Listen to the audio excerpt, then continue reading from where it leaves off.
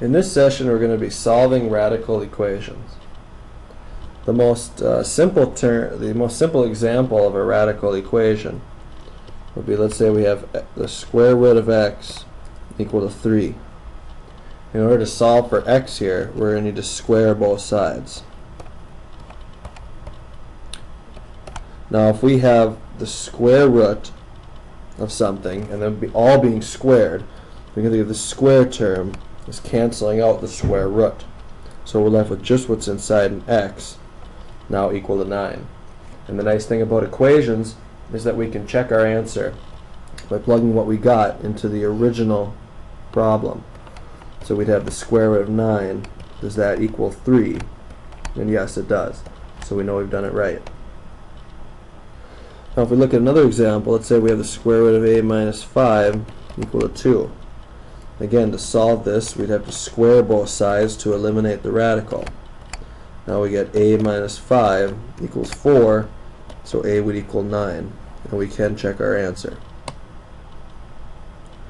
Now if we look at one that is not a square root, but a cube root. So let's say we have the cube root of x plus 4 equal to 3. Now to solve for this, we're going to have to cube both sides. So the cubed cancels with the cube root to leave us with the x plus 4 equal to 27, so x would equal 23. Also, if we had a problem, let's say we have x plus 2 raised to the 4th power equal to 16. To solve for this, we need to undo this 4th power. So we do that by taking the 4th root. Now when we take the 4th root of x plus 2 to the 4th, these 4th terms are going to cancel to leave us an x plus 2 equal to, and the 4th root of 16 is a 2. But remember, since this 4 and the 16 in here could be written as 2 to the 4th, since that is even, we're going to have an absolute value of 2 here. Then we will have x equals negative 2 plus or minus 2, because this absolute value of 2 can be written as plus or minus 2. So we will have two solutions for this. We'll get x equals 0 and x equals negative 4. But now we need to check our solutions because there could be extraneous ones.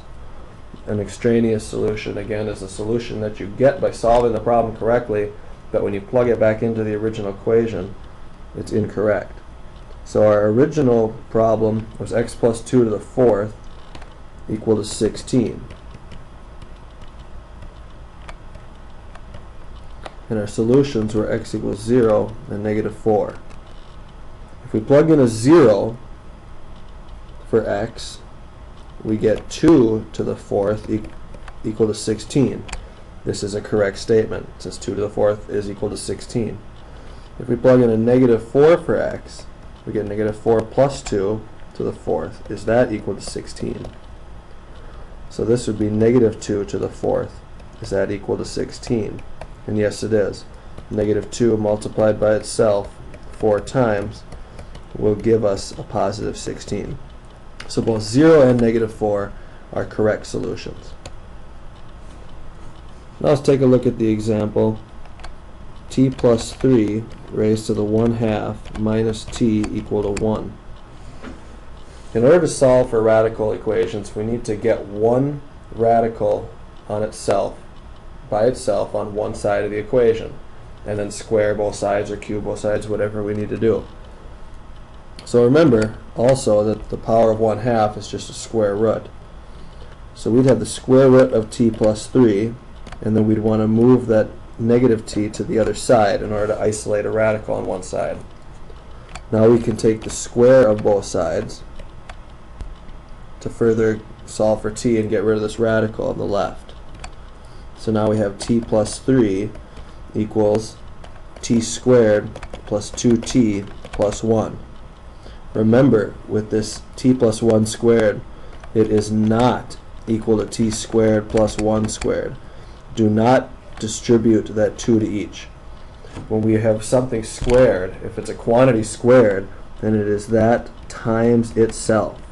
So we'd have to write it out like this and then FOIL to get this. So now if we have a squared term, our variable being raised to a power of 2, that means we're going to need to set everything equal to 0 and then solve for this. So we'd have 0 equals t squared plus t minus 2. And then we can solve this by factoring the right hand side.